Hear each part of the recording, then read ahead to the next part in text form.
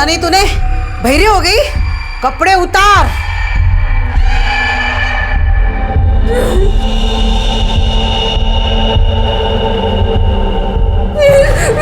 उतार।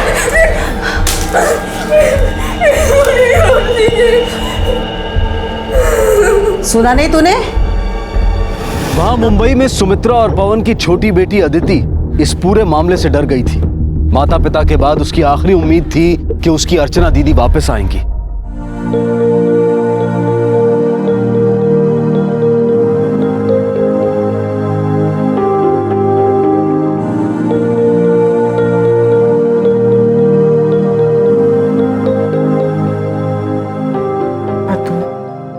तो उनका खाऊंगे गपोरी।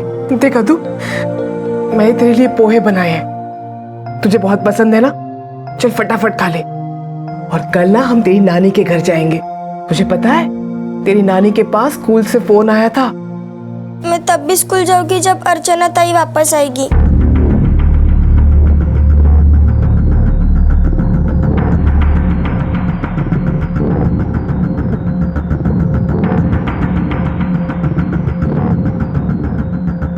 ये सब क्या है साहब? ये कुछ खिलौने और किताबें हैं अदिति के लिए। बेटा ये सब तुम्हारे लिए है।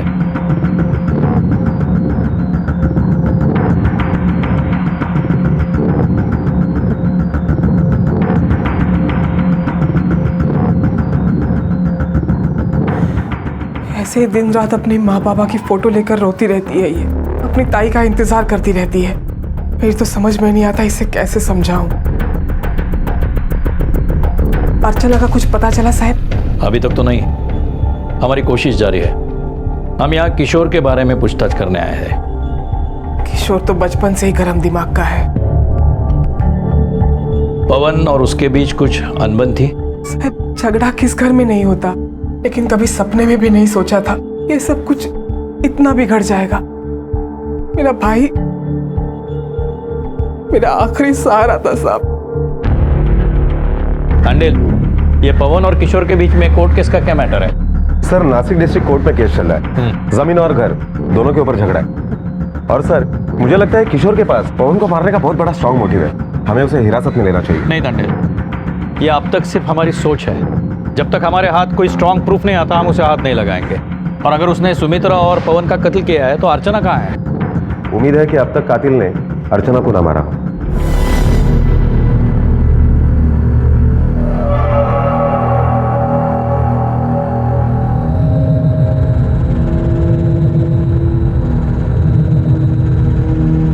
अरे वाह वाह वाह वाह वाह, नवरी नटली। ऐसे अच्छे बच्चों की तरह मेरी बात मानती तो मार क्यों खाती? अभी मेरे हाथों से मुंडवले बांधती मैं। ये ले चल।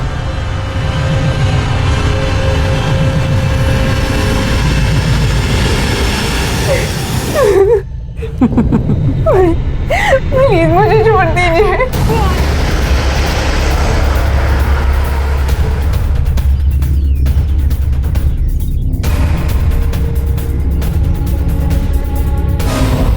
किशोर गावित। ओह मीत किशोर, मुझे पता था आप यहाँ जरूर आओगे। जब तुम्हें पता था तो ये भी पता होगा अर्चना कहाँ है। माझा का संबंध साहब? पवन गावित के घर पे धमकी किसने दी थी? मेरे और पवन के झगड़े के बारे में सारा गांव जानता है। किस बात पर झगड़ा? उसने मेरे साथ धोखा किया था। लगभग 1 साल पहले हमारे बीच झगड़ा शुरू हुआ, जब पवन ने हमारी पुश्तैनी जमीन और घर मुझे बिना बताए बेचा और उस पैसे से मुंबई में घर खरीदा। बाबा ने मरते वक्त तो घर और जमीन मेरे नाम पर कर दी थी। मैं उसे बेचूं या गिरवी रखूं, मुझे किसी से पूछने की जरूरत नहीं है। मरते हुए बाप का जबरदस्ती से कागज पर अंगूठा लिया था तूने। अरे कुछ तो शर्म कर। तुझे जो कुछ करना है कर ले, मैं फूटी कौड़ी तक नहीं दूंगा। लाख समझाने पर भी वो नहीं माना, इसलिए मैंने उस पर कोर्ट में केस ठोक दिया। और जो केस पवन जीतने वाला था, क्योंकि उसी के पास सारे सबूत और कागज थे, इसलिए गुस्से में आकर तूने पवन को और उसकी बीबी को मार डाला। नहीं साहब, असल में कोर्ट कचहरी के इस झंझट में हमारा बहुत खर्चा हो रहा था, जिसमें हम दोनों के वकील का पेट भर रहा था। इसलिए मैं उसके पास गया था सेटलमेंट करने के लिए, लेकिन वो कुछ भी सुनने के लिए तैयार नहीं था। उल्टा मुझ पर ही भड़क गया। जा जा, नहीं तो मैं ही धक्के मार के घर से निकालूंगा। मुझे धक्का देगा तू? हाँ हाँ, याद रखूंगा तुझे, और इसका हिसाब भी तुझे देना होगा।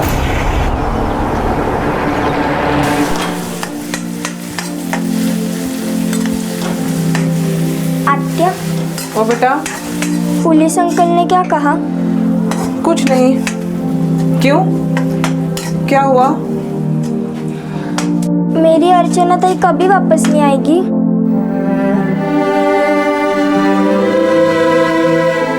नहीं बेटा, तेरी ताई वापस आएगी।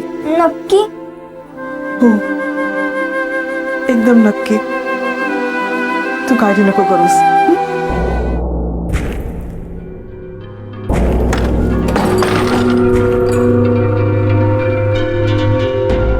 आपने जैसा बोला ना, वो सब बंदोबस्त किया है मैंने। अब विधि शुरू कर सकते हैं।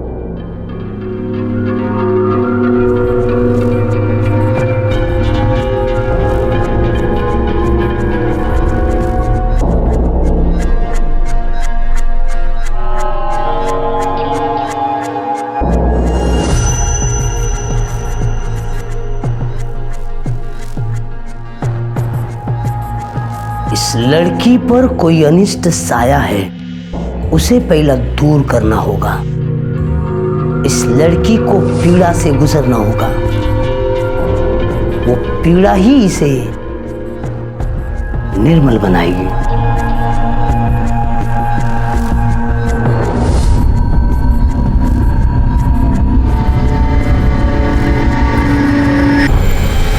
जय कालराज बाबा।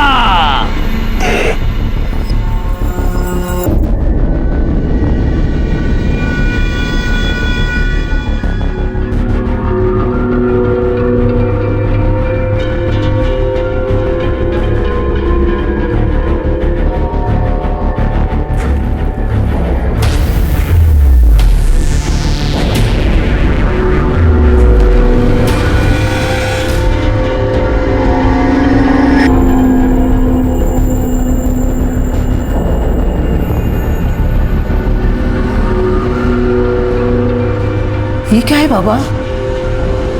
एसिड। एसिड?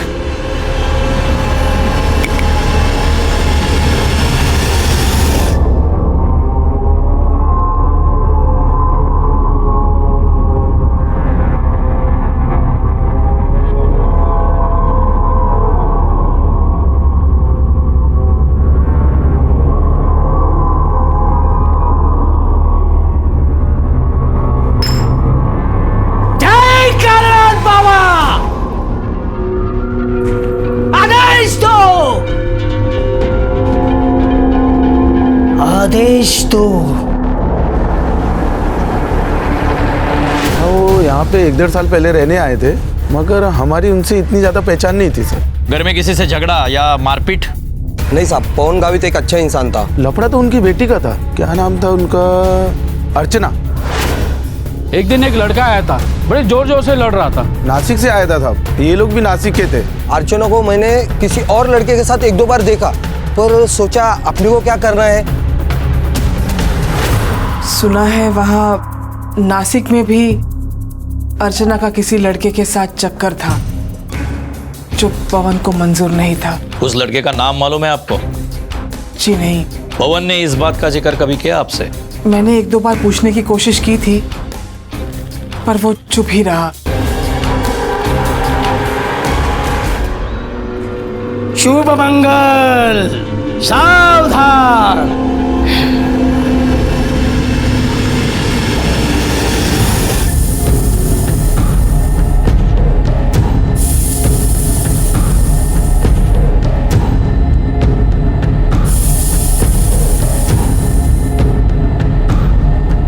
पहनाओ,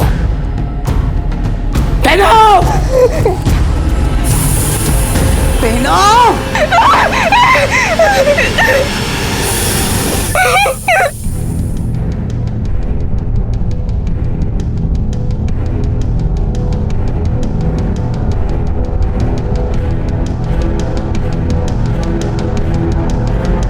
अब काले बाबा की तरफ से हम हार पहनाएंगे।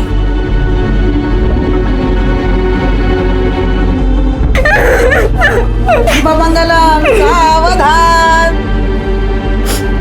विवाह की विधि तो संपन्न हुई, बस एक और बड़ी विधि बाकी है। एक बार वो हो जाए तो इस लड़की का शुद्धिकरण पूरा हो जाएगा। वो औरत और तांत्रिक आखिर अर्चना के साथ क्या करना चाहते थे, और अर्चना की किसी सांप के साथ शादी कराने के पीछे वजह क्या थी, और रुक्मणी की अर्चना से क्या दुश्मनी थी। अब यहाँ पुलिस को अर्चना के बारे में एक और सुराग हाथ लगा था, नासिक में उसका बॉयफ्रेंड। पुलिस को अब उस लड़के को ढूंढना था जिसका नाम तक उन्हें नहीं पता था। पुलिस की इन्वेस्टिगेशन अब एक डेड एंड पर आकर रुक सी गई थी। किशोर पर नजर रखी जा रही थी, लेकिन कुछ खास और पुख्ता हाथ नहीं लग रहा था।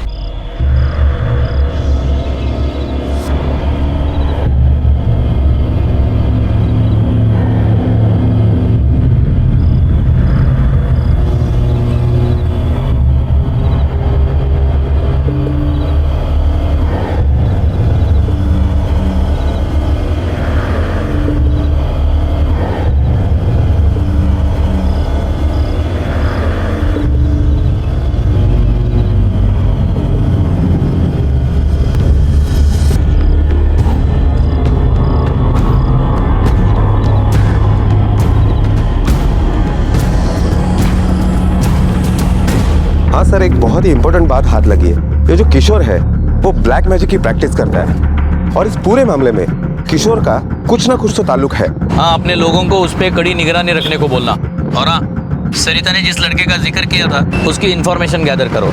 लेकिन सर, अर्चना के मोबाइल स्टेटमेंट में ऐसा कोई भी नंबर नहीं मिला जिसके ऊपर शक किया जा सके, एक नंबर छोड़कर, जावेद। हाँ साहब, अर्चना नासिक में एक लड़के के साथ प्यार करती थी। नाम याद है उसका? राजा सिरसाट नाम है उसका। तुझे किसने बताया? अर्चना ने? हाँ सर। तुझे अर्चना के किसी दूसरे के साथ प्यार से कोई एतराज नहीं था? नहीं साहब, मतलब अर्चना मुझसे मिलने से पहले राजा से प्यार करती थी, और उसके बाद उन दोनों का कुछ झगड़ा हुआ। उसके बाद अर्चना ने उससे बात करना बंद कर दिया था। तुमने देखा है उस लड़के को? हाँ, बस एक बार। अर्चना का पीछा करते करते वो मुंबई आ गया था, तब मैं और अर्चना एक साथ थे। अब तुम जाओ यहाँ से, कोई देख लेगा। हाँ तो अच्छा है ना, देखने दो। क्या? ओके बाबा, चलता हूँ, रात को कॉल करता हूँ, ठीक है? Bye bye.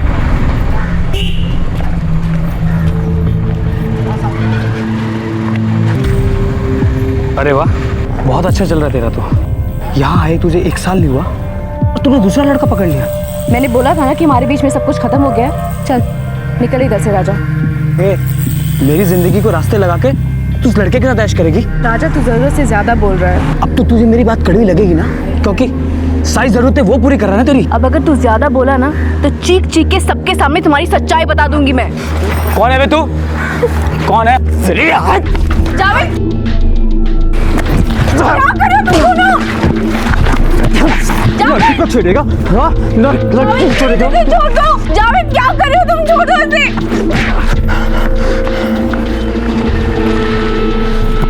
हाथ लगाया ना तूने मुझे, तुम दोनों को इसका हिसाब चुकाना पड़ेगा।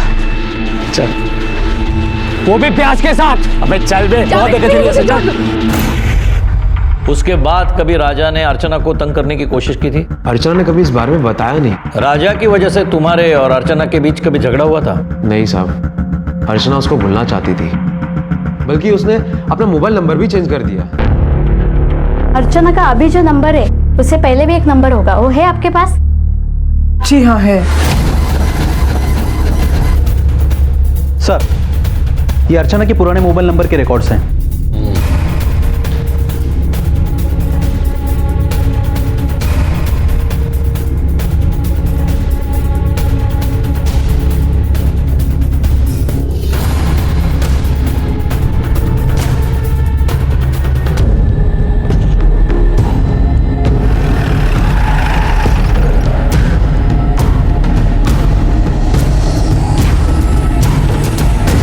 बैच शॉट हुई है? जी साहब। चल। सब क्या हुआ? चल, पता चल जाएगा। सब मुझे छोड़ दीजिए, मैंने क्या किया? साहब, मैंने कोई गलती नहीं की। सब छोड़ दीजिए साहब मुझे। ये राजेश शॉट। साहब, आप मेरी बात सुनते क्यों नहीं साहब? मैंने किसी को नहीं मारा साहब। अर्चना गावित को जानते हो? लेकिन साहब। हाँ या ना? हाँ साहब। कहाँ है वो? मुझे कैसे पता होगा साहब? लफड़ा था ना तेरा कैसा? लेकिन साहब, देख, हाँ या ना?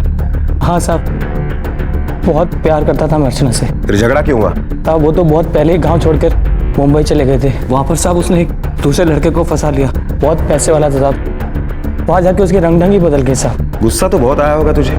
गुस्सा क्यों नहीं आएगा साहब, वो दारू पी के थोड़ा दिमाग घूम गया साहब। और फिर दारू के नशे में तूने मुंबई जाकर उसे धमकी दे दी और उसी गुस्से में तूने उसके माँ बाप को मार डाला, उसे अगवा किया। क्यों? भगवान कसम मैंने ऐसा कुछ भी नहीं किया साहब। 23 फरवरी को कहाँ था तू? 23 फरवरी को मैं नासिक में ही था साहब। अच्छा, इतने जल्दी याद आ गया उसको? रट्टा मार के आया क्या? नहीं साहब, 23 फरवरी को मेरा जन्मदिन था और इसीलिए मुझे पूरा याद है साहब। मैं नासिक में था अपने दोस्तों के साथ। राजा के पास पुलिस के हर सवाल का जवाब था। पुलिस का शक राजा पर बढ़ता जा रहा था क्योंकि कत्ल की रात राजा नासिक में ही था और यह बात पुलिस को उसके मोबाइल फोन के लोकेशन से पता चली थी। वहीं दूसरी तरफ अर्चना ब्लैक मैजिक का शिकार बन रही थी, लेकिन अब तक ये नहीं पता चल पा रहा था कि आखिर वो लोग उसके साथ करना क्या चाहते थे। आज अमावस है, कल इस लड़की का कालीनाथ बाबा के साथ विवाह संपन्न हुआ। आज कालीनाथ बाबा के साथ इसका मिलन होना बहुत जरूरी है। बाबा, इस नाग के साथ लड़की का मिलन कैसे होगा? मैं हूं ना, हाँ, कालीनाथ बाबा का भक्त।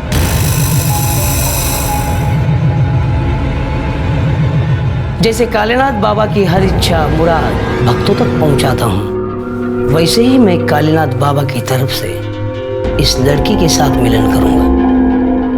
मिलन कालीनाथ बाबा का ही होगा, मैं तो सिर्फ माध्यम का काम करूंगा। जय कालीनाथ बाबा।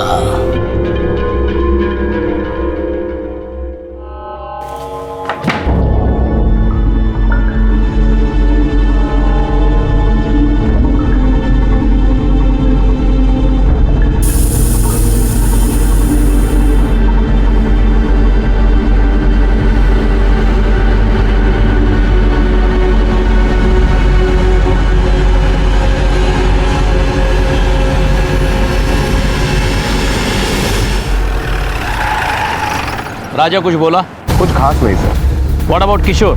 सर ये किशोर, ये जंत्र मंत्र तंत्र, ये काली विद्या, इनमें बहुत विश्वास रखता है। मुझे लगता है हमें राजा पर फोकस करना चाहिए क्योंकि उसी के पास अर्चना और उसके घर वालों की हत्या करने का स्ट्रॉन्ग मोटिव है। लेकिन सर उसके साथ जब भी पूछताछ की गई है कोई ऐसी वजह सामने नहीं आई है। राजा और अर्चना के बीच झगड़े की कोई वजह?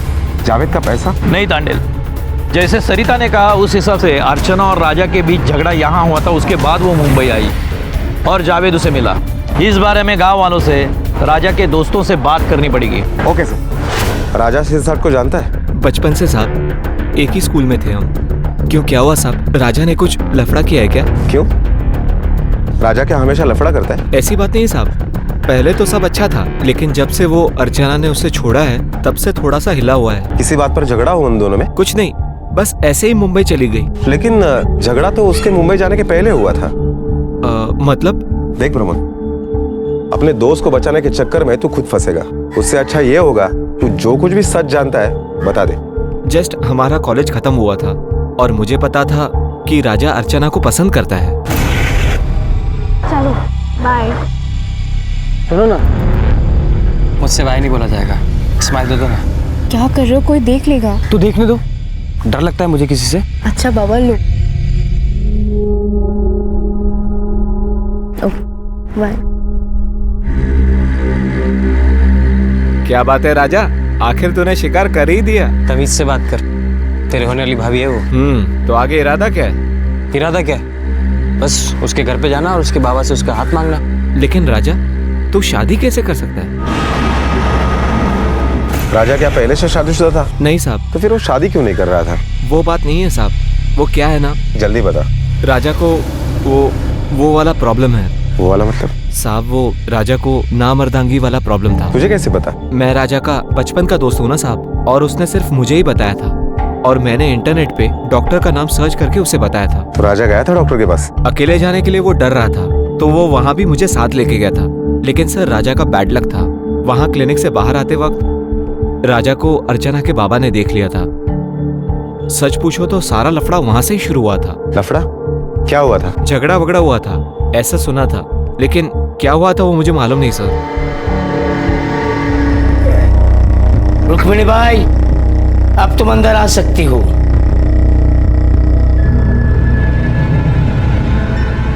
विधि पूरी संपन्न हो चुकी है। सब ठीक से हुई ना? मैंने पूरे मन से कालीनाथ बाबा की सेवा की है।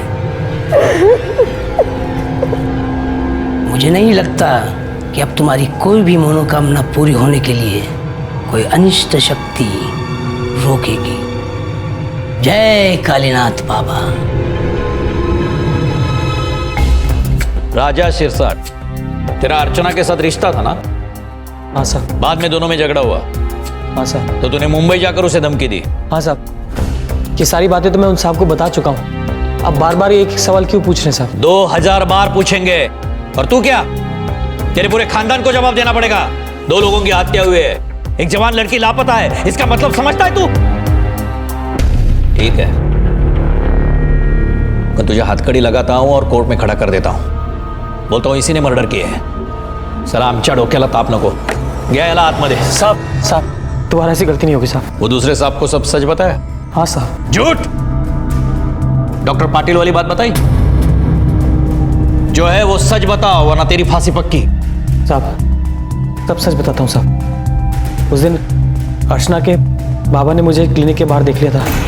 बाबा आप तो बस ऐसे ही गुस्सा कर रहे हैं। मैंने डॉक्टर पाटिल से जाके बात की, अपने बेटी के भविष्य का वास्ता दिया, तब जाके उन्होंने तुम्हारे बारे में सब कुछ सच बता दिया, खासकर तुम्हारी कमजोरी के बारे में।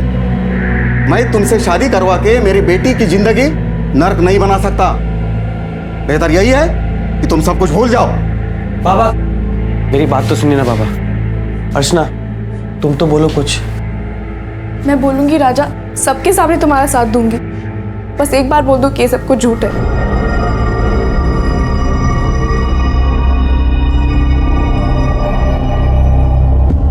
मैंने तुमसे सच्चा प्यार किया है राजा, और तुमने मुझे इतना बड़ा धोखा दिया। इतनी बड़ी चीज छुपाई तुमने मुझसे। मैं तुम्हें सब कुछ सच बताने कब? शादी हो जाने के बाद? मेरी जिंदगी बर्बाद करने के बाद? भगवान के लिए मेरा पीछा छोड़ दो और जाओ मेरी जिंदगी से। उसके बाद क्या हुआ? तूने अर्चना से मिलने की कभी कोशिश नहीं की? बहुत बार कोशिश की, यहाँ तक कि उसे जान देने की धमकी भी दी। जान देने की धमकी से कुछ हासिल नहीं हुआ तो जान ली तूने? नहीं साहब, ये बात मेरे लिए सदमे से कम नहीं थी। यहाँ तक कि मैं उसे भुला नहीं पाया था। मैं उससे बहुत प्यार करता था सर।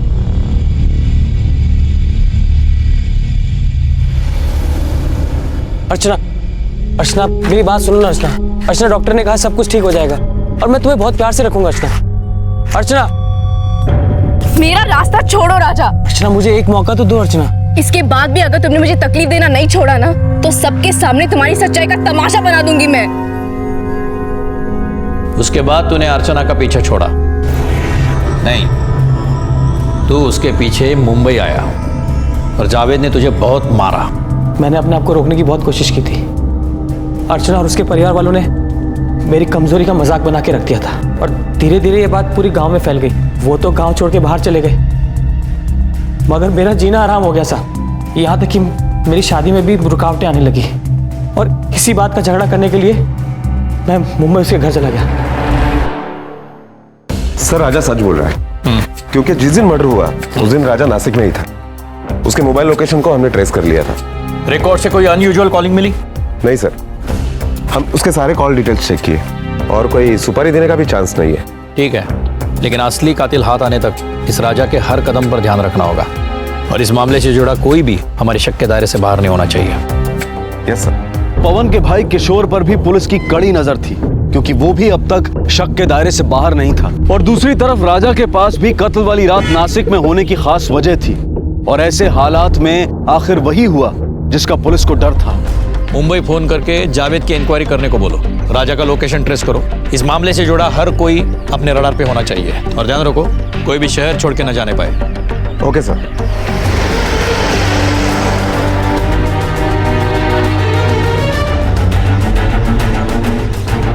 चलो, क्या हुआ साहब? मैंने क्या किया? पवन, सुमित्रा और अर्चना गावित की हत्या के शक में हम तुम्हें अरेस्ट करते हैं। मेरी बात तो सुनिए साहब। काले जादू का बड़ा शौक है ना तुझे? चल अभी असली जादू दिखाता हूँ। साहब मेरी बात तो सुनिए।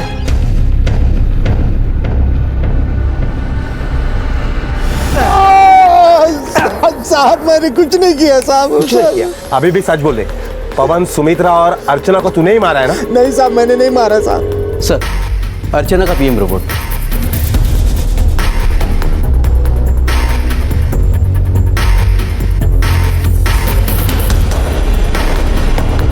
कुछ कहा किशोर ने? बहुत मारा, लेकिन वो कुछ भी कबूल करने के लिए तैयार नहीं है। कोशिश जारी रखो। सरिता ने बॉडी को आइडेंटिफाई किया है, बॉडी अर्चना की ही है।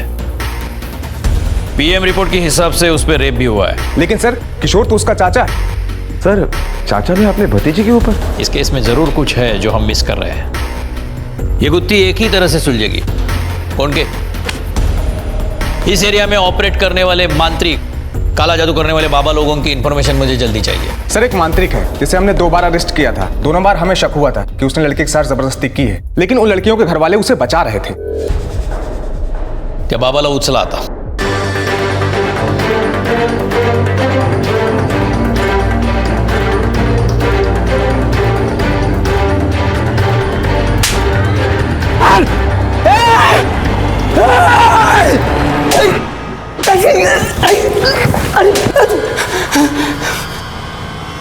इसको पहचानता है? बोलता क्या?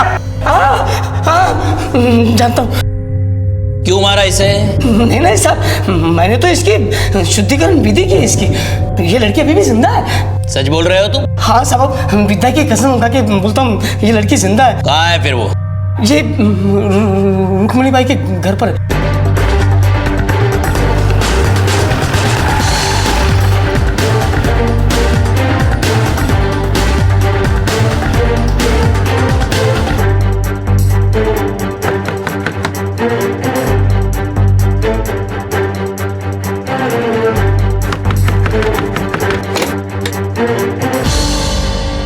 रुक्मिणी भाई। हाँ मैं हूँ, बोलो क्या काम है?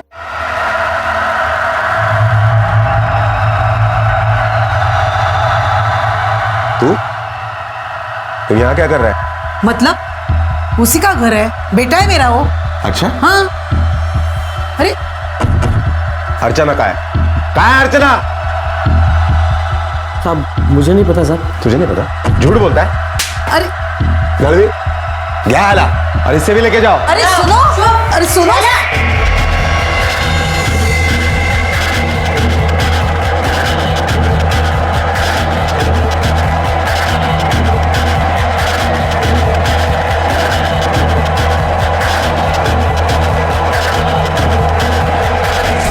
देखिए साहब, आप गैर कानूनी तरीके से हमें इस मामले में फंसा रहे हैं। लड़की के लाश पे हल्दी और कुमकुम के दाग मिले हैं, तुम्हारे घर के कमरे में भी मिले हैं। हल्दी और कुमकुम के दाग मिले ना, इसका मतलब ये नहीं होता कि हमने उस लड़की को मार डाला। ये कायदे कानून हमें भी पता है। तो क्या इतने सारे हल्दी और कुमकुम से तुम लोग क्या घर में होली खेल रहता है? देखो रुक्मिणी बाई, जो है वो सच बताओ, वरना आप बेटे को बचाने जाओगी और खुद जिंदगी भर सड़ोगी जेल में। तब मैंने कुछ भी नहीं किया साहब। वो मेरी आई है ना, वही काले जादू के चक्कर में पड़ी रहती है साहब। मतलब तुम्हारे कहने के मुताबिक ये सारे कत्ल तेरी आई ने किए? मुझे इस कत्ल के बारे में कुछ भी नहीं पता। लेकिन तेरी आई तो कुछ और ही कह रही है। क्या कहा उसने? मैं काला जादू करती हूँ, लेकिन किसके लिए करती हूँ ये नहीं बताया उसने। किसके लिए करती हो? उसी के लिए। ना जाने कहां से ऐसी कमजोरी लेके पैदा हुआ मेरा कोख से। अभी आसपास वाले को भी मालूम पड़ गया उसके कमजोरी के बारे में। कहीं मुंह दिखाने के लायक नहीं छोड़ा उसने। मतलब उन तीनों हत्याओं के बारे में तुम कुछ नहीं जानती? कौन सी हत्या?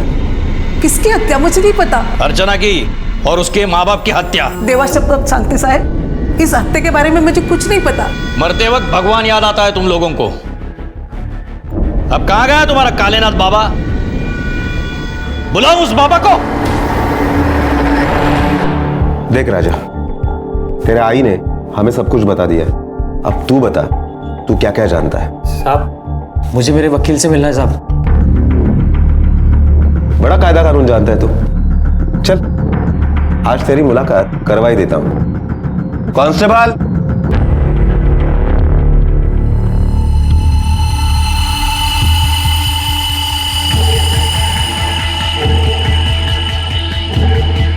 रुक्मिणी भाई, अब तो सच बताओगी या और किसी को मिलना बाकी है? अब इतना कानून तो आप भी जानती है। पहचाना इसे? हाँ साहब, यही है। इसी ने मेरी दुकान से 3 सूटकेस खरीदे थे। देखिए सर, बहुत बढ़िया बैग है सर। लेकिन साहब ये अकेला नहीं था, इसके साथ और भी एक बंदा था। अब तू बताता है वो कौन था? सच उगलवाने के और भी तरीके आते हैं हमें।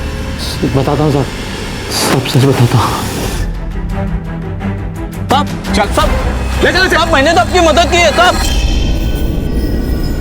बोल, और कितने सबूत और गवाह चाहिए तुझे? बोलता है कि हाँ, मैंने मारा उन तीनों को, बर्बाद कर दिया था उन्होंने मुझे, कहीं पे भी मुंह दिखाने लायक नहीं छोड़ा। और मुझे जब पता चला कि वो मुझे बर्बाद करके जावेद से निकाह करने वाली है, मेरा खून खौल उठा। मैंने तय कर लिया था कि अगर मैं खुश नहीं हूं तो उसे भी खुश रहने का कोई अधिकार नहीं है। और उसी दिन शाम को मैं उसके घर चला गया। मैंने पता कर लिया था कि वो हर शाम एक डेयरी से छाछ मंगवाते। अरे भैया, ये छाछ लेके गवेद साहब के घर पे जा रहे हो क्या? जी हाँ। लाइए, मैं देता हूँ उनको। अरे डरिएगा नहीं, मैं उन्हीं का भांजा हूँ। वैसे भी आप ही का इंतजार कर रहा था, काफी मेहमान आए हुए हैं। लाइए, मैं उनको देता हूँ। पुलिस को खोल।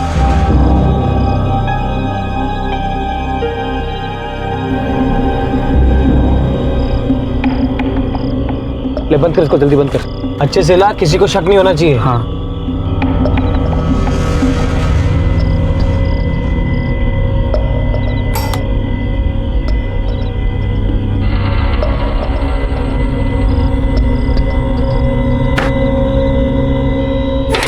जी लीजिए छाछ। आप कौन? वो क्या है ना, हमारे रोज वाला लड़का गांव चला गया है, इसलिए हम खुद आए हैं। ठीक है, लेकिन हिसाब में लिख के रख देना। जी भाभी जी।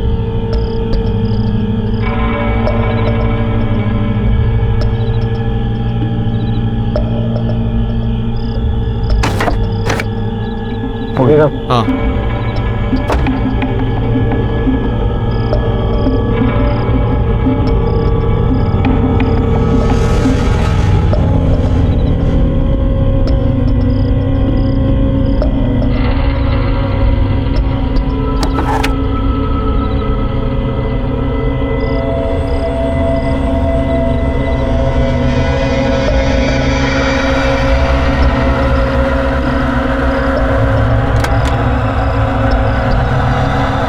राजा,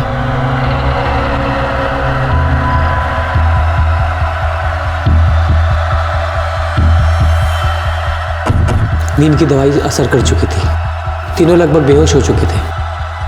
हमारा काम आसान हो चुका था। बहुत कुछ भरा हुआ था दिल में साहब, सबका सब बाहर निकल गया। तुम चाहते तो अर्चना को वहीं मार सकते थे, उसे नासिक क्यों ले आए? बाबा ने हमको बताया अगर कुंवारी लड़की के साथ कुछ विधि करे तो राजा की कमजोरी दूर हो जाए, लेकिन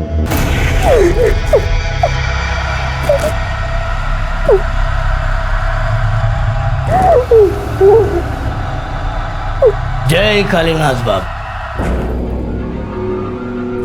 बेटा कुछ सुधार हुआ? नहीं बाबा। ये सब क्या है बाबा?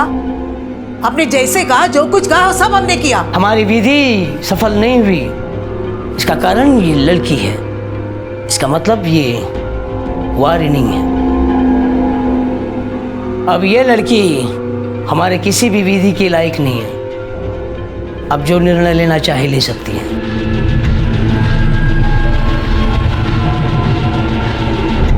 बुरी सोच का बीज कभी अच्छी उपज नहीं दे सकता।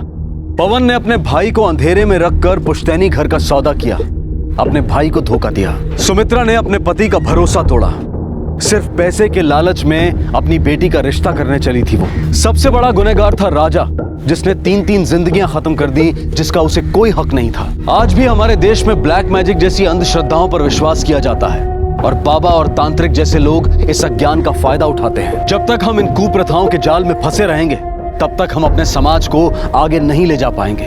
विश्वास और अंधविश्वास के बीच एक लकीर है और उस लकीर को समझना बेहद जरूरी है। राजा और प्रमोद के स्टेटमेंट्स के अनुसार पुलिस ने अर्चना और पवन के सर ढूंढ निकाले, लेकिन बुराई के इस खेल में अदिति, एक मासूम बच्ची, पूरी तरह से अकेली रह गई, जिसका इन सब बातों से कोई संबंध नहीं था। अब उसकी बुआ सरिता ने उसकी जिम्मेदारी ली है।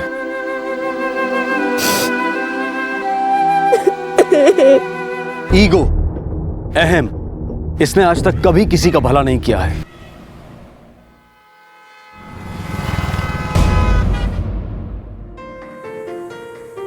मिर्ची कम डाल, आजकल बहुत मिर्ची डालने लगी है तू। वाह कितनी उशीर ज़्यादा। छोटे लाल। जी मैम साहब। ये ले टिफिन ले लो और जल्दी से गाड़ी निकालो। शांति, तू कपड़े देखना। हाँ, स्मृति, स्मृति, ये लड़की तो आज, जल्दी आ, देख 8 बजने को आए तेरे पापा। पता है, बाबा को लेट होना पसंद नहीं। मिलिट्री स्कूल है अपना घर। चुप कर, वो सुनेंगे तो। हाँ हाँ। अरुणा, टिफिन झाला का माझा? झाला झाला। छोटे लाल को दिया है। हाँ। पंक्चुअल रहेगी तो अच्छी बात है ना बेटा।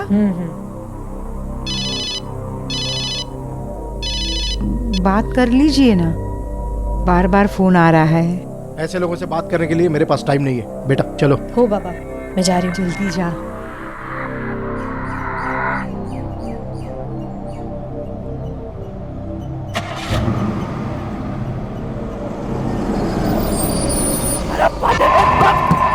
बाबा, बादल, उधर, उधर, उधर नीचे। मुझे ऑफिस से निकाल के तू ऑफिस जा रहा है? मिश्रा जी आप शांत हो जाइए। देखिए, देखिए आप जाइए, मैंने कहा ना बाद में बात करेंगे। छोटे लाल देखो ना। मिश्रा जी आप जाइए, देखिए प्लीज, आप समझने की कोशिश कीजिए। आप जाइए घर, बाद में बात करेंगे। मैंने कहा, अरे मिश्रा जी, अरे आप घर जाइए।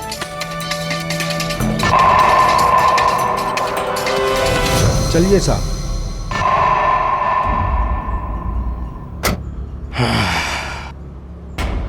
आर यू ओके बेटा?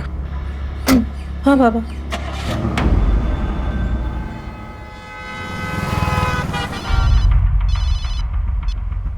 हेलो, हाँ बोलो। नहीं, पुलिस को इन्वॉल्व करेंगे तो बेचारा मिश्रा जेल जाएगा। मानता हूं कि उसकी गलती है, लेकिन उसकी भी कोई मजबूरी थी। नहीं, एक काम करो, अकाउंट्स में बोल दीजिए कि उसका पीपीएफ रिलीज कर दे।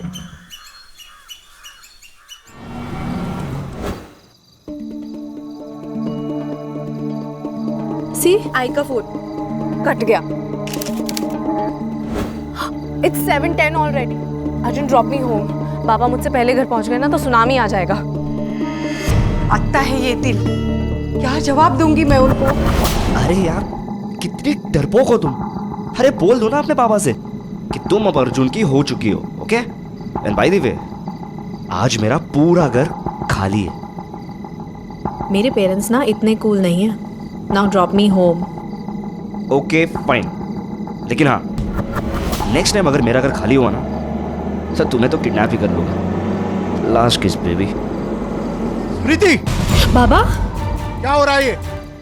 हाँ बाबा, चल तू। और स्मृति के आसपास भी नजर आया ना तो जान से मार दूंगा तुझे, समझा? अगली बार सीधे जेल जाएगा। जेल जाने तो साहब।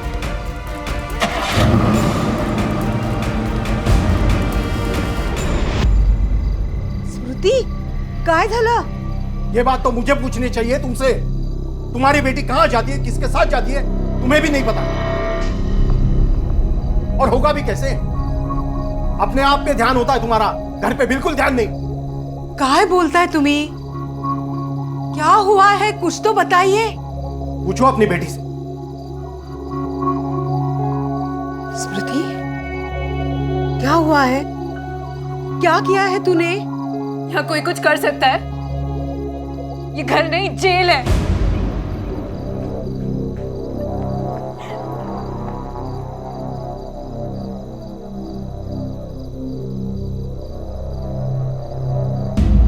मुझे नानी के घर नागपुर भेजने का प्लान बना रहे हैं पापा।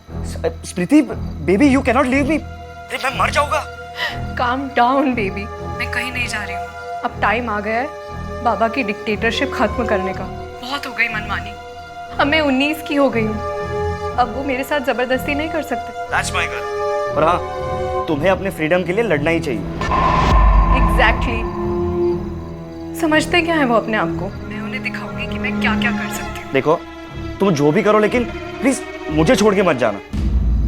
नेवर। ये सब मैं इसीलिए तो कर रही हूँ ताकि तुम्हारे साथ रह सकूं।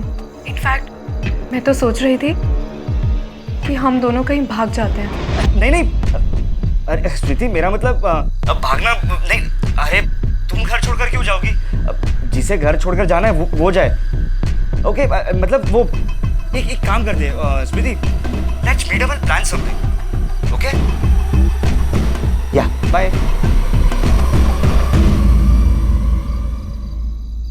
कुछ करूं ना करूं, इस घर में जो भी हो रहा है ना, उसकी जिम्मेदार मैं हूं। हाँ, सिर्फ मैं। ऐसा लगता है सब छोड़ के चली जाऊं मैं। अब मैं जानती हूँ मुझे क्या करना है। शायद वो बाथरूम से आ गए हैं। रखती हूँ, कल मिलूंगी। अच्छा बाय। हम अक्सर कहते सुनते हैं कि जो दिखता है वो होता नहीं, और जो होता है वो दिखता नहीं। शायद यही हो रहा था पाटिल परिवार के साथ। सच ये था कि घर में रहने वाले तीनों ही लोग एक दूसरे से खुश नहीं थे। हर कोई एक दूसरे से कुछ छिपा रहा था। क्या यही राज वजह बन रहे थे आपसी रिश्तों में दूरियों के लिए?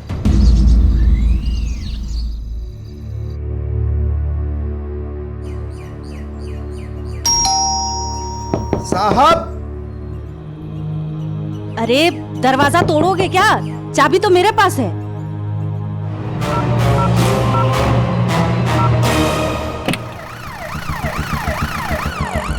साहब, घर से सारा सामान गायब है।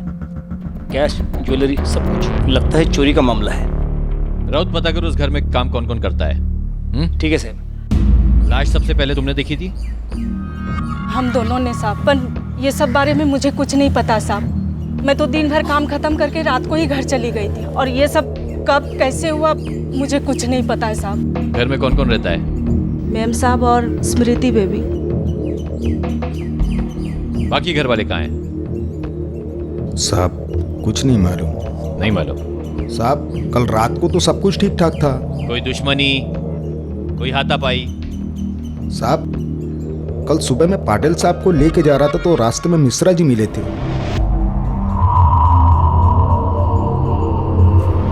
मिश्रा कौन है?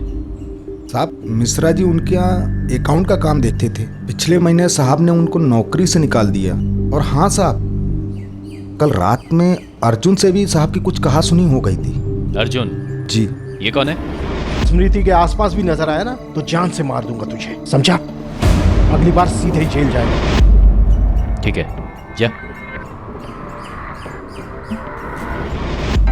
राउत जी सर। ये घर में जितने भी लोग रहते हैं सबके बारे में पता करो। ये कहाँ जाते हैं, किससे मिलते हैं, क्या करते हैं। ये मिश्रा कौन है, अर्जुन कौन है, इनके भी एड्रेसेस निकालो। और तुम एक काम करो, आसपास जितने भी लोग रहते हैं ना, सबसे इंक्वायरी करो, पूछताछ करो। साहब, माँ बेटी दोनों का फोन ऑफ आ रहा है। ये माँ और बेटी गई कहाँ होंगी? राउत, फोन ट्रेस करा लवकर। ठीक है।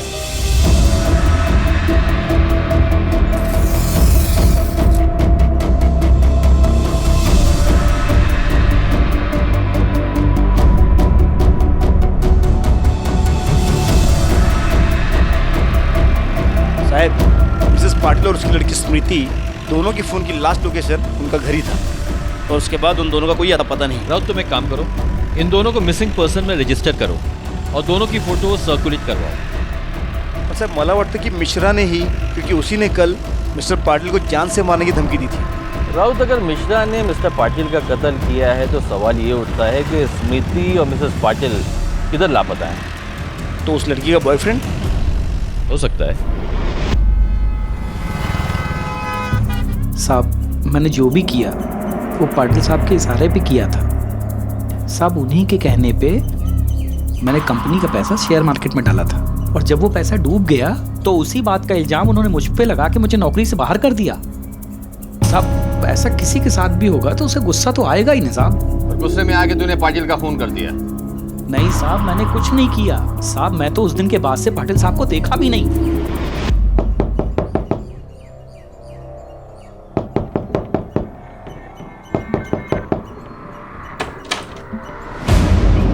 अर्जुन कोण आहे? तुमच्यापैकी अर्जुन कोण आहे? ये उठे, उठ। अर्जुन कोण आहे? मिया। तो तेरा नाम अर्जुन है? जी। कल स्मृति के बाप के साथ तूने झगड़ा क्यों किया? अरे शपथ सर, मैंने कुछ नहीं किया। वो सर उल्टा उन्होंने मुझे जान से मारने की धमकी दी थी। बाबा चल चल तो। अब स्मृति के आसपास भी नजर आया ना तो जान से मार दूंगा तुझे, समझा? मैं एक अच्छे घर से हूँ और स्मृति उनमें तो एक दूसरे से बेहद प्यार भी करते हैं, मगर उसका जल्लाद बाप प्यार व्यार क्या जाने। सर स्मृति हमेशा डरी हुई रहती थी। उसके बाप का फोन आया नहीं कि उसे पसीने छूट जाते थे। अब तेरी बारी कृष्णा, जा। चल जा। दे तू तो चैंप है यार। बाबा का फोन। हेलो बाबा। प्रीति, 8:15 वाजले। कहा था ना 8 बजे तक घर पहुंच जाना। बाबा वो ट्रैफिक है रास्ते में, आप गुस्सा मत करो, मैं आ रही। क्या हुआ? बाबा जाना होगा। सर कोई लड़की को ऐसे मारता है क्या, और वो भी खुद की बेटी को? सर स्मृति के पापा तो उसे किसी भी बात पे मारते थे। Relax, okay? ये हुआ कैसे? मैथ में मार्क्स कम आए तो बाबा ने कान खींच दिया। कैसा बाप है तेरा? सर अब तो मुझे स्मृति की चिंता होने लगी है। कल रात से फोन ट्राई करो, फोन ही नहीं लग रहा। सोचा कि घर जाके मिल लो, लेकिन अगर उसके खड़ूस बाप को पता चलता तो उसे और मारता था। तो कल रात तेरी ना स्मृति से बात हुई, ना ही तू उससे मिला? नहीं सर, मैं इन्हीं दोस्तों के साथ यहाँ कैरम खेल रहा था। कैरम खेल रहा था? इस लड़की को देखा? हाँ, ये तो अर्जुन के साथ कभी कभी बाइक पर बैठकर आती थी। इतनी सारी लड़कियों में यही एक शरीफ घर की लगती थी। यानी कि अर्जुन की और भी गर्लफ्रेंड है? साहब गर्लफ्रेंड नहीं, ये उसी टाइप की औरतों को लेके आता था। अरे छोटे लाल, एक बात बताओ, तुम्हारा साहब है ना अपना पाटिल साहब, ये स्मृति पे हाथ उठाता था क्या? साहब अर्जुन के साथ वो वाला जब से केस हुआ ना, उसके बाद साहब बेबी पे बहुत गुस्सा थे। सर डूबने से पहले इस लड़की को बेल्ट से पीटा गया। नहीं राउत, इसकी मौत मारने पीटने से नहीं हुई है। ए बगा, ये निशान दिख रहा है ना, इसकी मौत हुई है गला घोटने से। बाकी पोस्टमार्टम की रिपोर्ट आने के बाद ही मालूम पड़ेगा। मिस्टर पाटिल और स्मृति के मौत के बीच चंद घंटों का ही फर्क है। स्मृति की मेडिकल रिपोर्ट यह बताती है कि उसकी मौत के पहले उसके साथ में सेक्सुअल एक्टिविटी हुई। राउत, ये स्मृति के बॉयफ्रेंड का नाम क्या है? अर्जुन। लेके आओ सर। ठीक है सर। तो स्मृति से मिला था, फिर भी तूने झूठ बोला? हाँ? अरे साहब मैं सच में डर गया था। स्मृति उस रात मेरे घर आई भी थी। स्मृति, ये I hate him, Arjun. I hate my dad। देखो कितना मारा है, मैं थक गई हूँ उस आदमी से। अब उसे पता चलेगा कि मैं भी उसी की बेटी हूँ। दिखाती हूँ उसे कि बेशर्मी क्या होती है। पूरी सोसाइटी में उसका बैंड ना बजा दिया तो मेरा नाम स्मृति नहीं।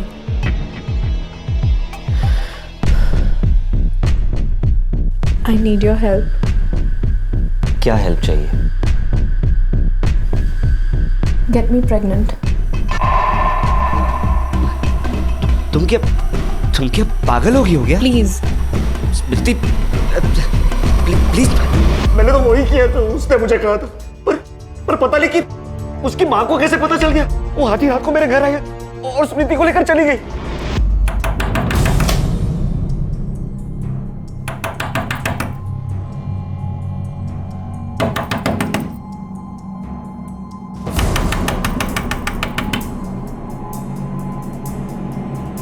स्मृति? आंटी? हाँ स्मृति, आई काय केलंस तू हे? चल चल घरी चल घरी चल लवकर घरी चल। नहीं आई, मैं उस घर में दोबारा नहीं तुझे जाऊंगी। पता है ना तेरे बाबा का गुस्सा? अरे मुझे मार डालेंगे वो। आंटी प्लीज, तू बीच में बता। स्मृति, इसलिए मैं डर गया था, वरना सर मैं आपसे झूठ क्यों बोलूंगा? बग मारे लेके जा। अरे साहब मला वाटतं इस अर्जुन ने ही बाप बेटी को मारा है। स्मृति ने अपने बाप को मारने का प्लान बनाया होगा और अर्जुन ने स्मृति को ही मार दिया ताकि उसको पैसे और गहने मिल जाएं। अब अरुणा का इसमें क्या रोल है ये जानना बहुत ज़रूरी है, लेकिन अरुणा गायब है, उसका मिलना बहुत ज़रूरी है। ढूंढो उसे। ठीक है सर। मिस्टर पाटिल का रवैया कैसा था? सर मिस्टर पाटिल बहुत गुस्सेल इंसान थे। अरुणा और स्मृति बहुत डरती थी उनसे। किती वाजले? चाय का टाइम पता है ना तुम्हें? फिर भी तुम्हारी गप्पेबाजी खत्म नहीं हुई। लगता है फिर से समझाना पड़ेगा। अब भला चाय के लिए भी कोई इतना गुस्सा करता है क्या? साहब मिसेस पाटिल के कॉल रिकॉर्ड से पता चला है कि वो एक नंबर पे बार बार फोन करती थी और वो नंबर किसी रोशन के नाम से रजिस्टर है। लेके आओ उसे। क्या बात कर रहे हैं सर? मुझे तो कुछ पता भी नहीं है और अरुणा ने भी मुझसे बात नहीं की। अरुणा से तुम्हारी फोन पे रोज बात होती थी ना? रोज तो नहीं पर अक्सर बात होती थी हमारी। कब से जानते हो उसे? बचपन की दोस्ती है हमारी।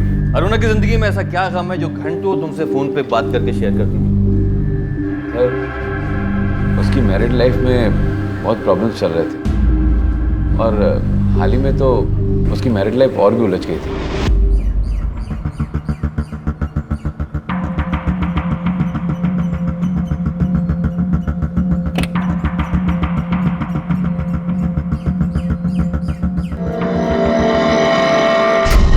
अरुणा क्या हुआ तुम्हें? इतना अर्जेंटली मुझे बुलाया? अरुणा बताओ भी। चोट के निशान? ये सब कैसे हुआ अरुणा? अरुणा बताओ भी कैसे हुआ ये सब? इस बार मैंने चाय बनाने में देर कर दी। इतने सालों से ये जुल्म तुम बर्दाश्त कर रही हो अरुणा। ये शादी तुम्हें खत्म कर देगी। अच्छा होगा कि ये किस्सा तुम ही खत्म कर दो। हाँ बस बहुत हो गया। अब मैं इसे हमेशा हमेशा के लिए खत्म कर दूंगी।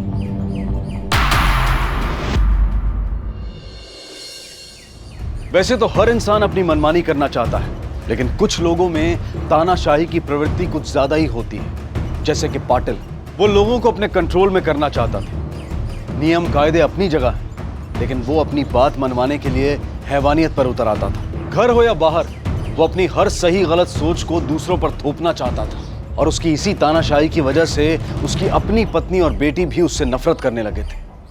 लेकिन क्या उनकी नफरत इतनी बड़ी थी कि वो उसकी जान ले ले? हालांकि शक की सुई मिश्रा और अर्जुन की तरफ भी जा रही थी, लेकिन बिना किसी सबूत के कुछ भी कहना बहुत मुश्किल था।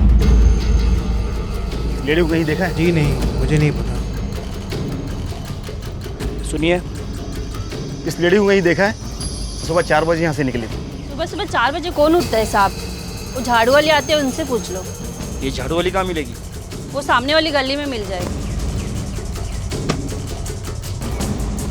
सुनो, यहाँ बायला तुम्ही कुठे पाहिलत का?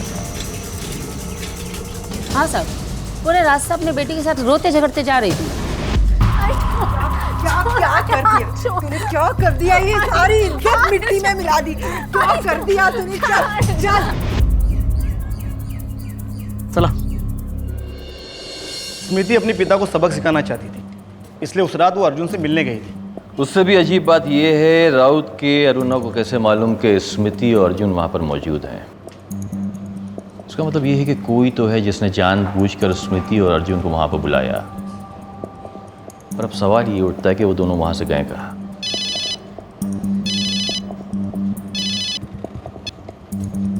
हेलो, ठीक है। और एक बात है, सर अभी अभी इन्फॉर्मेशन मिली है कि पाटिल एक ही एटीएम से महीने के हर 15 तारीख को 50,000 रुपये निकालता और ये एटीएम पाटिल के घर से और ऑफिस से काफ़ी दूर है। पाटिल के ड्राइवर को बुलाओ। ठीक है सर। साहब, पाटिल साहब की बातों को मैं कैसे बता सकता था? अरे वो मेरे लिए सब कुछ थे साहब, मैं उनका भरोसा कैसे तोड़ सकता था? बता सर, तेरा बॉस वहां पर क्यों जाता था? सच बता। साहब बता रहा हूँ साहब बता रहा हूँ साहब, मीनल मेम साहब के यहाँ जाते थे। मीनल मेम साहब की गर्लफ्रेंड थी। अफेयर? ये आप क्या कह रहे हैं सर? मैं उनकी कंपनी में कंसल्टेंट हूँ। देखिए मीनल जी, हकीकत क्या है ये हम अच्छी तरह से जानते हैं, इसलिए झूठ बोलकर पुलिस का वक्त आप जाया ना करें। ये एक मर्डर का केस है, उसकी आप एक सस्पेक्ट हैं, इसलिए बेहतरी आपकी यही होगी कि आप सच सच बताएं। देखिए सर, हम 2 साल से साथ में हैं और वो अपनी शादीशुदा लाइफ में बिल्कुल भी खुश नहीं है। और इंसान को जो चीज घर पर नहीं मिलती वही तो वो ढूंढने बाहर निकलता है। लेकिन पता नहीं कैसे उनकी वाइफ को मेरे बारे में भनक लग गई और वो उस रात मेरे घर पहुंच गई। सॉरी, वो आपके साथ बिल्कुल भी खुश नहीं है। क्या कहा तुमने? कि वो मुझसे खुश नहीं है? अरे उस आदमी की हर हरकत को बर्दाश्त किया है मैंने ताकि वो खुश रहे, मेरी शादी ना टूटे। बाहर के लोगों को आकर कह रहा है कि वो खुश नहीं है। मुझे भी उसका ख्याल रखना छोड़ देना चाहिए। संपला आता सब। अजीब थे उसके रिएक्शन, मानो उस रात वो कुछ भी कर सकती थी। जब कोई परिवार टूटता है तो उसके साथ साथ वो प्यार, विश्वास और हर वो एहसास भी टूट जाता है जो परिवार को बांधे रखता है। जिस परिवार को बनने में बरसों लग जाते हैं, जो परिवार हमारे जीने की वजह बन जाता है, उसी परिवार को हम अपने सबसे बड़े दुश्मन की तरह देखने लगते हैं। जिस परिवार की खुशी हमारे जीने का मकसद बन जाती है, गुस्से और धोखे का दर्द हमें उसी परिवार को चोट पहुंचाने पर उतारू कर देता है। पाटिल परिवार में भी शायद यही हो रहा था। इंसान अगर अपनों से नफरत करने लगे तो उस नफरत का अंजाम बहुत भयानक हो सकता है। शायद मिनल के मिलने के बाद अरुणा ने ही अपने पति का कत्ल किया और शायद प्रीति ने ये सब देख लिया था, इसलिए उसने स्मृति को भी। और शायद इन सब में अरुणा ने मदद ली अपने सो कॉल्ड फ्रेंड रोशन की। ये अरुणा का मिलना बहुत जरूरी है।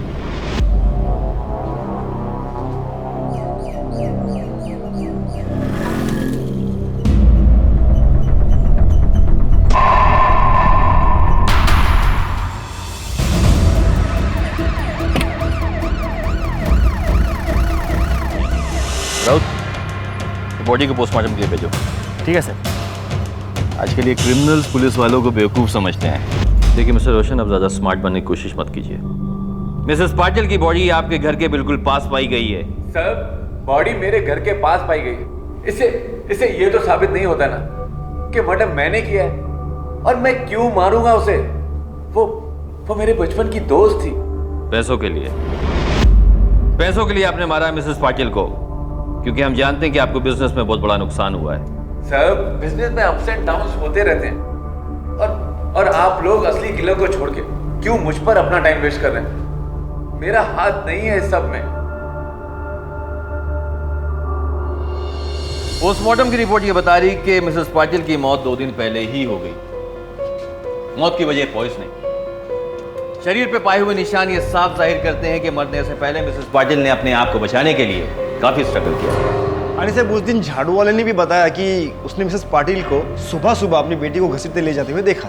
इतने सुबह सुबह टैक्सी या ऑटो मिलना बहुत मुश्किल है सर, और वहाँ से वो पैदल भी नहीं जा सकते क्योंकि उनका घर वहाँ से बहुत ही दूर है। राउत, मेरी समझ में नहीं आता कि मिस्टर पाटिल को ये कैसे मालूम पड़ा कि उनकी बेटी स्मृति कहाँ है, क्योंकि जिस रास्ते पे उन्होंने स्मृति और अर्जुन को पकड़ा था वो रास्ता उनके घर के रास्ते से बिल्कुल अलग है। और उसी रात मिसेस पाटिल को भी मिनल के बारे में मालूम पड़ा। कोई तो है राउत, कोई तो है जो ये सारी इंफॉर्मेशन मिसेस और मिस्टर पाटिल तक पहुंचा रहा है। हो सकता उस रात को मिसेस पाटिल और उनके ड्राइवर छोटे लाल की फोन पे बात भी हुई थी देर रात को। बोलो। The number you have called is currently switched off. Sir, phone switch off है।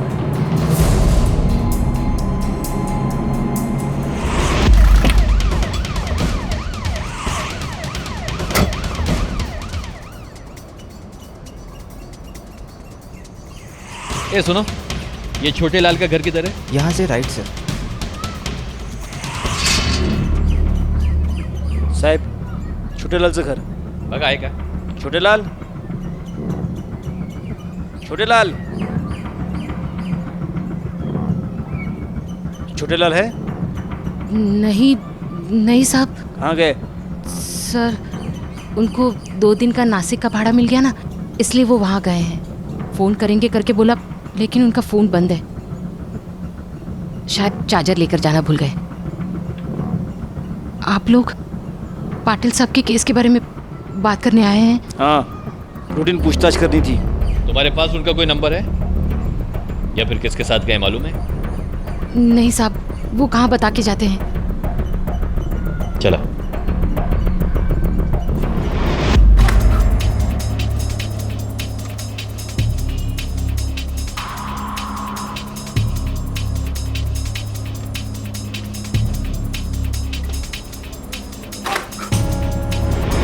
साहब छोटे लाल की last call location Poona railway station के आसपास की थी और कॉल रिकॉर्ड से ये भी पता चला है कि वो मिश्रा के लगातार टच में था। उसके मकान मालिक ने यह बताया कि 4 दिन पहले उसने 6 महीने पुराना हिसाब चुकता किया और 3 महीने का किराया एडवांस में दिया। और ये सारी रकम उसने कैश में दी होगी? वही सर। मैं मर्डर के बारे में तो नहीं कह सकता, लेकिन पाटिल के घर पे जो चोरी हुई उसमें 100% इस छोटे लाल का हाथ है। मिश्रा के साथ मिलकर उसने पाटिल के घर पे चोरी की और फिर फरार हो गया। राउत, मिश्रा को लेकर आ। साहब मैं कितनी बार आपसे कह चुका हूं कि उस रात तो हम शहर में थे ही नहीं साहब, लेकिन एक बात और है, ये छोटे लाल हमसे अक्सर बातें किया करता था साहब, नौकरी छोड़ने के बाद भी। कभी पैसों के लेन देन की बात की उसने तुमसे? हाँ सर, शायद एक बार दारू के नशे में। अच्छा एक बात बताइए मिश्रा जी, पाटिल साहब हफ्ते में कितना पैसा लाते होंगे? कम से कम 10 लाख रुपए। और देख लेना छोटे लाल, एक दिन यही रुपया इसकी जान ले लेगा। छोटे लाल के कॉल रिकॉर्ड से हमें 2 अननोन नंबर मिले जिनसे उसकी अक्सर बात ही हुआ करती थी। मर्डर वाली रात को भी इन्हीं 2 नंबर पर बात हुई। तुम एक काम करो, ये छोटे और मिश्रा के घर पे नजर रख, यहीं से हमें क्लू मिले। सर छोटे लाल की रोड एक्सीडेंट में मौत हो गई। व्हाट? यस।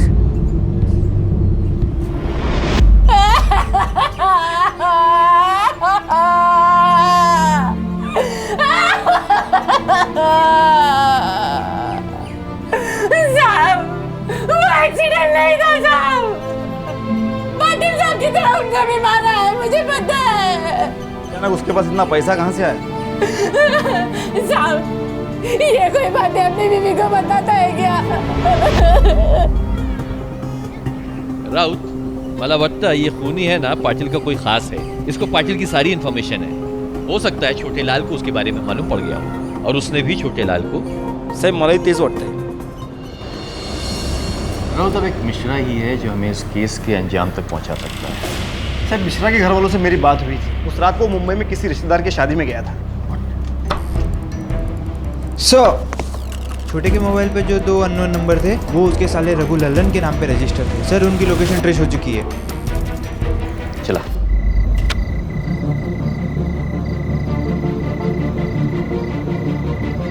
ये पकड़ा है, ये पकड़ो, पकड़ इसको।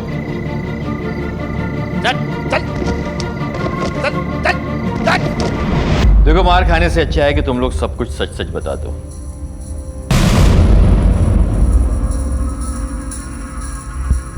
अपने जीजा छोटे लाल के साथ मिलकर तुम लोगों ने पाटिल के घर पे चोरी की है ना?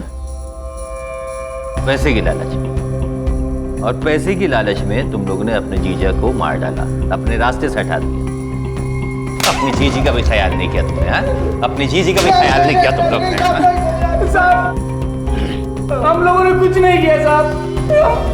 हम दोनों तो पिछले महीने यहाँ आए थे काम ढूंढने और अपनी जीजी के यहाँ ही रुके थे साहब। हम दोनों का प्लान बना थे साहब। हम तो ठीक से यहाँ के रास्ते भी नहीं जानते। ये पैसे कहाँ से हैं? कहाँ से आए ये पैसे? हाँ, कहाँ से आए पैसे? कहाँ से आए पैसे? बोल। हमसे ये करवाया गया था साहब, पैसों के लिए। हाँ साहब। किसने करवाया? किसने करवाया?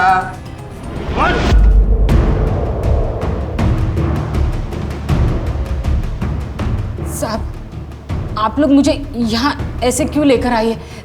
साहब देखिए मेरा 8वां महीना चल रहा है साहब।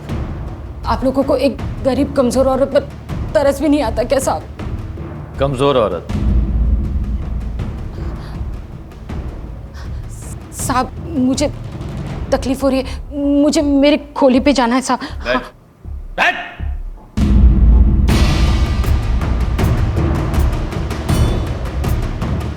तेरे भाइयों ने सारी असलियत बता दी हमें।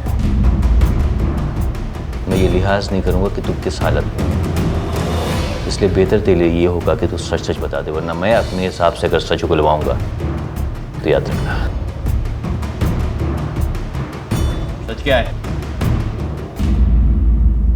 साहब हम लोग गरीब है तो क्या इंसान नहीं है साहब? और वो साला पाटिल हमको इंसान ही नहीं समझता। आपको पता है उसने क्या किया? कुछ नहीं बेटा, सब ठीक हो जाएगा।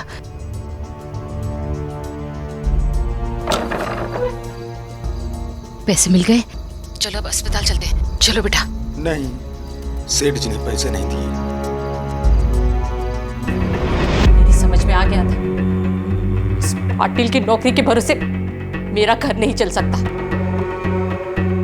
इसलिए मैंने अपने पति और भाइयों के साथ मिलकर प्लान बनाया कि अब हम पैसा निकालेंगे तो अपने तरीके से। मुझे पता था वो पाटिल अपने घर पे हर बुधवार को 10 लाख रुपया लेकर आता है।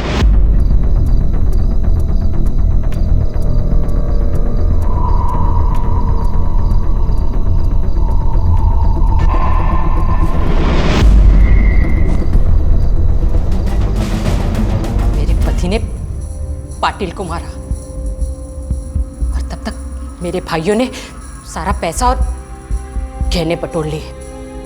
मेम साहब और बेबी को भी उसी रात टपकाना था, इसीलिए मेरे पति ने मेम साहब के कान में सांप के चक्कर वाली बात डाल दी और बेबी के भी चक्कर के बारे में बता दिया।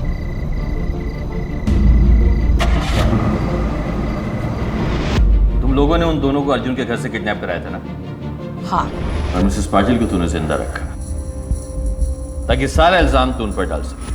मेरा पति एक नंबर का नशेड़ी था। नशे के हालत में वो पागल हो गया था साहब। और यही वजह थी कि तूने उसे मार दिया? मारा नहीं साहब, मारना पड़ा। इस लूट में हम लोग 4 लोग थे। हम सबको 2.5 लाख और कुछ गहने मिले थे। इतना पैसा देखकर वो पागल हो गया था। साले छोटे, आजकल बहुत पैसे छलक रहे तेरी जेब से। एक ड्राइवर की पगार में इतनी है ऐसी? जरा हमें भी तो बता। यार छोटे लाल, तेरी कोई लॉटरी वॉटरी लग गई क्या? हाँ? भाई तुम लोग सुनोगे ना, पटके हाथ पे आ जाएगी। भाई छोड़ो, तुम लोगों के बस की बात नहीं है, जाने दो। तूने कौन सा तीर मार लिया? सब बकवास है। बकवास साले? तुम लोगों को मालूम है मैंने क्या किया है? मैंने चल चल उठ तू। दिमाग में भूसा भरा तेरे। क्या बकने जा रहा था तू? अरे पागल औरत, मैंने कुछ नहीं बताया। और मैंने रोका इसलिए, वरना तो सब बक देता तू। साले, मैं किसी को कुछ बताऊं, किसी को कुछ कहूं, तू कौन होती है रोकने वाली मुझे? मैं सबको बता दूंगा कि इस पूरे खेल की असली खिलाड़ी तू है, तू। उसकी इन हरकतों से लोगों को शक होने लगा था। मैंने उसे रोका तो उसने मुझे ही मारा। ये सारा प्लान मैंने बनाया। वो मुझे ही चुप कर रहा था, इसलिए मैंने सोचा उसको मैं हमेशा के लिए चुप कर दूं। पाटिल जैसे लोगों को तो भगवान ने पैसा ही नहीं देना चाहिए, क्योंकि वो इंसान को इंसान नहीं समझते। और मेरे पति जैसे लोगों को तो उल्टा पैदा ही नहीं होना चाहिए। वो किसी काम के नहीं होते, किसी भी काम के नहीं होते वो। गरीबी की बीमारी से बचने के लिए छोटे लाल की बीवी ने जो रास्ता चुना वो जेल की सलाखों के पीछे खत्म हुआ।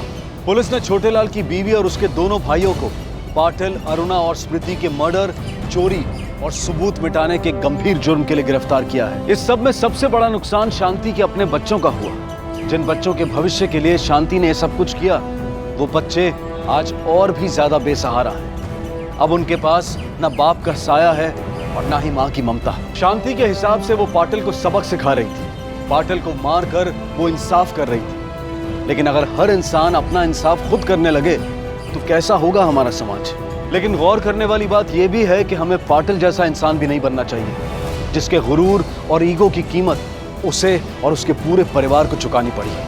अच्छे बर्ताव की कोई कीमत नहीं होती, पर फिर भी वो अनमोल होता है। अब मैं अनूप सोनी आपसे विदा लेता हूं। फिर मुलाकात होगी अगले एपिसोड में एक और चौंका देने वाले केस के साथ। तब तक अपना और अपने परिवार का ख्याल रखें और देखते रहें क्राइम पेट्रोल डायल 100 सबक एक को सीख हम सबको। जय हिंद। क्राइम पेट्रोल के और भी दिलचस्प कहानी देखने के लिए हमारे चैनल को सब्सक्राइब करें और बेल आइकॉन दबाना न भूलें।